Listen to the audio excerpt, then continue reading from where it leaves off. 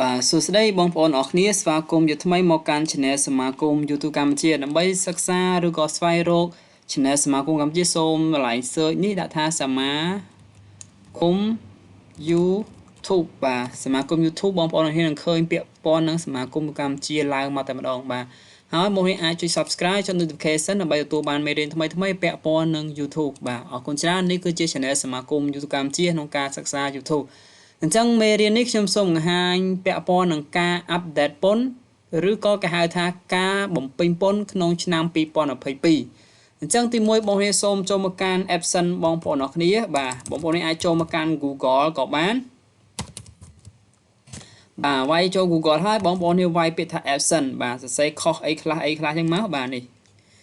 បាទហើយបងប្អូននឹងឃើញពាក់ព័ន្ធនឹង Google AdSense នេះគេហៅថា AdSense បងប្អូនចុចចូលតែម្ដងមកបាទកន្លែងនេះបងប្អូនសូមចុចពាក្យថា sign in ដើម្បីចូលទៅកាន់ account AdSense បងប្អូនអរគ្នាបាទដោយប្រើប្រាស់ email និង password របស់ AdSense បងប្អូនអរគ្នាអញ្ចឹងនេះគឺជា AdSense ដែលខ្ញុំបានបង្កើតដែលមិនទាន់បានដាក់ពន្ធបាទនេះអញ្ចឹងគេឲ្យយើងដាក់ពន្ធបាទនេះអូខេបាទនៅក្នុងចំណុចនេះគឺ notification ចំពោះ AdSense ថ្មីនេះគឺជា AdSense ថ្មីដែលទើបតែបង្កើតអញ្ចឹងវានឹងចេញកន្លែងហ្នឹងឬក៏វានឹងបង្ហាញកន្លែងនេះដែលថា manage tag info បាទឬក៏បងប្អូនចូលមកកាន់ payment គឺ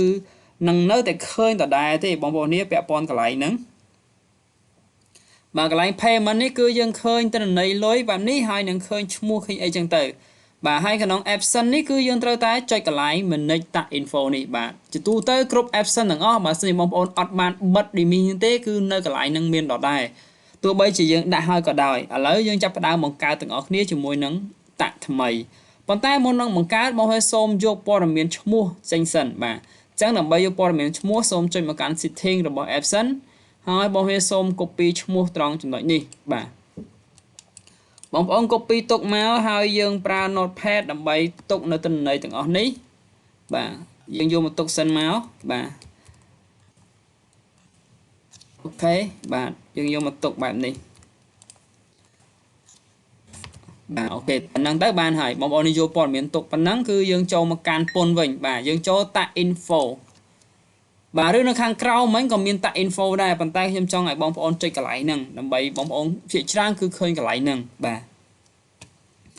នេះគេឲ្យបំពេញពន្ធហ្នឹងគឺ as soon as possible បាទអញ្ចឹងគេបំពេញពន្ធតាមតែអាចធ្វើបានគឺលឿនបំផុតតាមអាចធ្វើបាន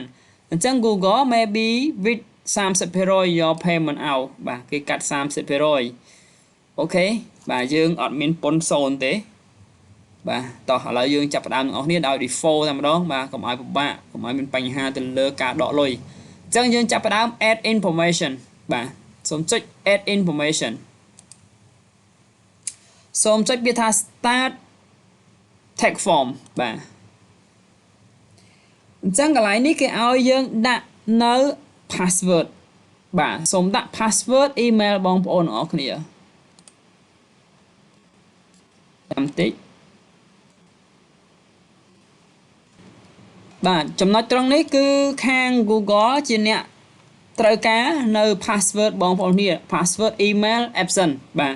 សូមបញ្ចូលហើយសូមចុច next បន្តទៀតដើម្បីបញ្ជាក់ថាយើងជាម្ចាស់ពិតប្រាកដនៅលើ AdSense ហ្នឹងតែម្ដងបាទតោះឥឡូវមកដល់ចំណុចត្រង់នេះគឺគេទាមទារឲ្យបងប្អូនបញ្ជាក់ថាតើបងប្អូនជាការបង្កើតពន្ធនឹងសម្រាប់អ្វីអញ្ចឹងគឺខ្ញុំបង្កើតពន្ធសម្រាប់ផ្ទាល់ខ្លួនបាទ individual នេះបកថាផ្ទាល់ខ្លួនបាទខ្ញុំអត់ចូលអក្រោមទេណាចុចតាមខ្ញុំតែម្ដងមកបងប្អូនអត់ចេះភាសាអង់គ្លេសក៏អាចធ្វើបានដែរពួកខ្ញុំអត់ច្បាស់ដូចគ្នាណាអង់គ្លេសអញ្ចឹងយើងបងប្អូនធ្វើតាមខ្ញុំមកបាទ individual នេះបកថាឯកជនបាទចុច next បន្ទាប់សួរថាបងប្អូននេះជាជនជាតិអាមេរិកមែនអញ្ចឹងខ្ញុំថាមិនមែនទេខ្ញុំមិនមែនជនជាតិអាមេរិកទេណាបាទហើយចុច next បន្តទៀតបាទកន្លែងនេះបងប្អូនសូមជ្រើសរើសខាងលើណាព្រោះយើងមិនមែនជាជនជាតិអាមេរិកទេបាទធ្វើតាមខ្ញុំមកនេះគឺជាទិន្នន័យដែលបងប្អូនត្រូវ select បាទអូខេខ្ញុំចុច start form បាទយើងរងចាំបន្តិចវានឹងចាប់ទិន្នន័យបន្តទៀតបាទកន្លែងនេះគឺវានឹងចាប់ឈ្មោះបងប្អូនគ្នាកន្លែងនេះយើងមិនបាច់ដាក់អីទេប៉ុន្តែកន្លែងនេះយើងដាក់ថាកម្ពុជាព្រោះយើងនៅប្រទេសកម្ពុជាបាទកន្លែងនេះគឺសម្រាប់ ទិន្នន័យ AdSense នៅក្នុងកម្ពុជាដោយសារយើង AdSense យើងដកលុយនៅកម្ពុជាអញ្ចឹងត្រូវតែដាក់កម្ពុជាហើយឈ្មោះរបស់យើងត្រូវអត្តញ្ញាណប័ណ្ណបងប្អូនណាត្រូវជាមួយឈ្មោះ AdSense ឈ្មោះជាមួយអត្តញ្ញាណប័ណ្ណកន្លែងហ្នឹងគឺត្រូវជាមួយគ្នាបាទកន្លែង team នេះយើងមិនបាញ់ដាក់ទេព្រោះជាទិន្នន័យពាក់ព័ន្ធនឹងក្រុមហ៊ុនបាទឥឡូវយើងបន្តទៀតគឺចុច next តែម្ដងមកដល់កន្លែងនេះបងប្អូនគ្នាសូមចុចពាក្យថា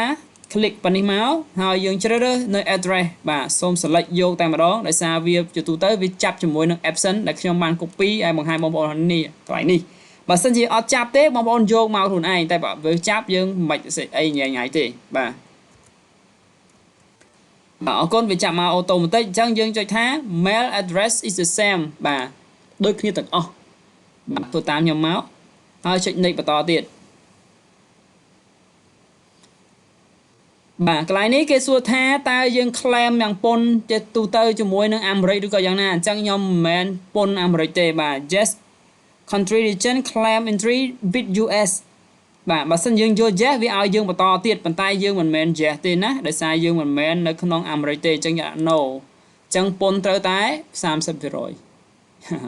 បាទទូទៅឡគឺ 30% តាមប្រភេទនៃអ្នកមើលមកពីអាមេរិកគឺ 30% អូតូម្ដង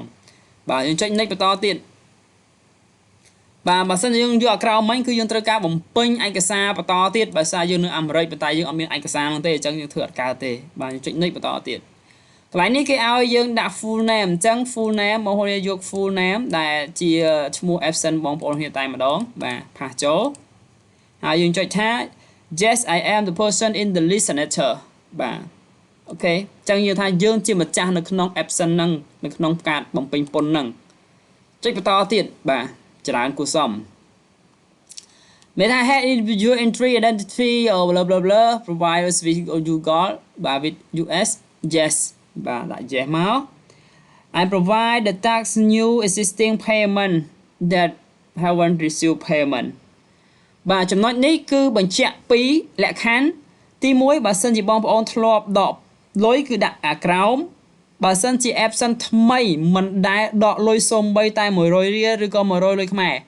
ទូទៅតតែ$100ទើបអាចដកបាននិយាយទៅគឺយើងមិនដែលបានលុយសោះនៅពី AdSense ហ្នឹងអញ្ចឹងយើងត្រូវតែដាក់ឲ្យលើគេនេះយើងជាអ្នកថ្មីដែលមិនដែលដកលុយពី AdSense ទេអូខេអញ្ចឹងជ្រើសរើសបែបដូចខ្ញុំមក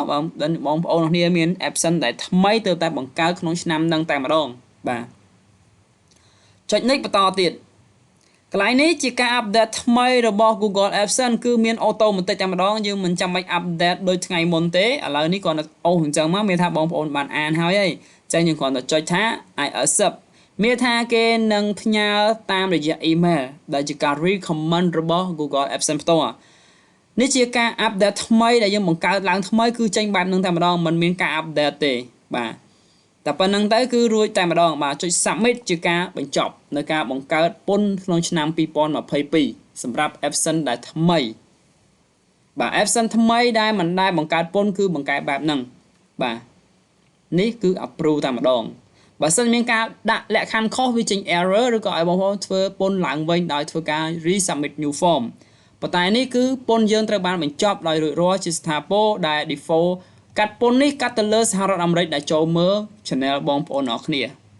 បាទហើយជាមួយនឹង eligible នេះមានថាឯកសាររបស់យើងនឹងមិនអាចទទួលបានទេ report ជាឯកសារ document បាទអូខេបាទវាត្រូវ verify ជាមួយ document បន្តទៀតដោយសារយើងមិនមែននៅក្នុងសហរដ្ឋអាមេរិកអញ្ចឹងពន្ធហ្នឹងគឺមិនអាចបញ្ជូនមកជាឯកសារពន្ធទេបាទអញ្ចឹងគឺការបង្កើតពន្ធមានតែប៉ុណ្្នឹងទេបងប្អូនខ្លះក៏ឆ្ងល់ថាហ្នឹងស្អីគេទីខុសទៅមិនខុសទេណាហើយកន្លែងនេះ 30% ហ្នឹងគឺយើងមិនមែននៅក្នុងសហរដ្ឋអាមេរិកអញ្ចឹងមិនអាចកាត់ពន្ធឬក៏បងប្អូនគ្នានៅប្រទេសបារាំងអីមានពន្ធ0ឬក៏បងប្អូនខ្លះនៅប្រទេសផ្សេងគឺមានពន្ធតាមផ្សេងគ្នាប៉ុន្តែយើងនៅកម្ពុជាយើងគឺ default ចេញមកអញ្ចឹងតែម្ដងបាទ